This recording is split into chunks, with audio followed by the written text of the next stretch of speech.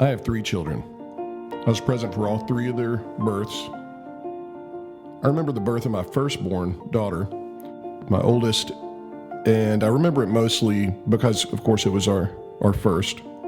And there were some complications. She came out healthy, but the thing that stuck out with me most, that I'd like to go back in time and really pay attention to, had to do with the first moments of the baby coming out of the womb. And it was the same with my son and then my youngest daughter. And I noticed, now keep in mind that as a young man, I was nervous, I was tired, I was scared for the safety of my wife, for my child. You're in a room with doctors, it's very intimidating. Your family's out front, people will want to come in, and you're seeing things happen biologically that no one could possibly prepare you to see. But the baby came out, and she was beautiful. Few moments with the mother, just a few. And when I say a few, I mean like seconds. And then boom, over to the table with bright lights. And I couldn't tell you how many needles I saw stuck in her. Now, I'm not claiming to be a doctor, and I have not done extensive research on this. I've seen a lot of conflicting stuff, so I'm not, if you're in the medical industry, I don't think there's anyone that has devoted their life to saving lives is intentionally doing anything nefarious. But I do think it's interesting that the first moments of life were sticking needles into healthy babies. I don't know my point is, I don't even know what needles they were sticking into her. There's no consultation. They rubbed some stuff in their eyes. I'm sure it's antibacterial or something. And, and shame on me for not looking into what was going to happen, because I had 2 more chances to. And I'm 47, and I had my 3 kids in my 20s and early 30s. So, I could have done my research. I was not as, I was a lot more trustful of, I guess, I didn't even think about it being big pharmaceutical companies, but that there might be other things going on. So this is really more of me becoming aware too that there is something fundamentally really unsettling about pulling a baby out of the womb, and then it was needle, give me this, needle, light shining in, ointment everywhere, and then and all 3 of my kids got vaccinated, and they all turned out healthy. So I don't have any beef like some people do, where they got vaccinations and their kid had issues. So I don't want to claim that. I'm not a victim of a vaccination gone wrong. It's just more of a, I'm trying to, what are we doing if we're not trying to find out what's going on, especially if it's as important as medicating with needles a healthy person, and that includes the flu shots. You're literally giving a newborn baby more shots than they are taking breaths at that age, at that moment in their life. It's their first moments. I've looked at the list of all the stuff, and most of them are diseases I've never heard of that they're vaccinating for. And I can't help but think, with the list as long as it is now, that maybe it's at least worth asking the question, if I've never heard of this disease, why is it so important to vaccinate against it? So, and I've never had a flu shot, and I've never had the flu. Now, that doesn't mean anything. You can't take a one-person data pool. I get that. But I've had 2 times in my life where my entire family got the flu. My entire family got the flu shots. This has happened twice. So that is a pretty decent data pool you're starting to look at odds that are you're starting to look at odds that are starting to get questionable. Could they be evened out, over a larger pool? Maybe. But I've also had another family very good friend of mine, same thing, same size family. He was the only one who didn't get the flu shot. This only happened once to him. And everyone else was sick with the flu. Now, what's going on there? Well, maybe it's just two people that got really lucky, right? Okay, well, that's fine. But if they're mandatory, they should work really well. If they're mandatory, not voluntary. If you want a flu shot, I think you should be able to walk in and go, look, I've had a really good experience. We've been really successful protecting our family from flu shots. And I want one. I would never want to infringe on your right to do that. But the fact that they're keeping children out of school for not sticking a needle in their arm to prevent something that they may or may not get, and it doesn't even work that well. I'll tell you what, it better be working pretty damn well before you stick a needle into a healthy person's arm. As far as I can tell, it doesn't work at all. I'll bet you if you went an entire flu season without issuing any flu shots, this is a bet, I don't know this for sure, there wouldn't be that big of a spike in flu. I don't know if there'd be any. They'll never do it. But why are they pushing this on us if it doesn't work that well, and why are we putting up with it? There's something about when a person has a lab coat on and a clipboard and nurses, coming in to check your, suddenly you're kind of at the mercy of the experts. I bet we can all think of a time that someone has walked in and given us a shot and they didn't tell us what it was, or they didn't ask us if we needed it. So if they work so well, why are they mandatory of all things? And they say every year there's going to be a new strand of flu coming out, as if they already know. There's just something that stinks about it. I mean, are you ruling out that they're not creating,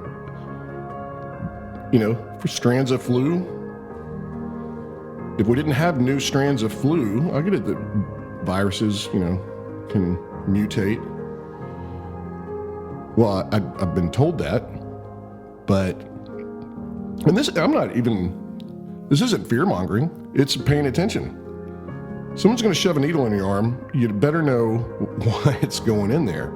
And I'm guilty of not knowing. I mean, if you added up all the needles that had gone into my kids as they were just born, I couldn't tell you what any of them were, really, except a couple.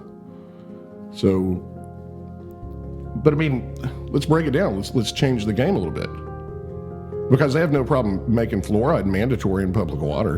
And that has zero scientific backing that it does anything. Especially from the dental association that they're saying they're helping. They're like, I mean, every dentist I've talked to is like, I don't know, the studies are, it's not like they make them take studies to learn it. It's just what they say they're doing. But I've actually seen things that are not that. So they do mandate public consumption of things that should be natural. I mean, if we're born with antibodies,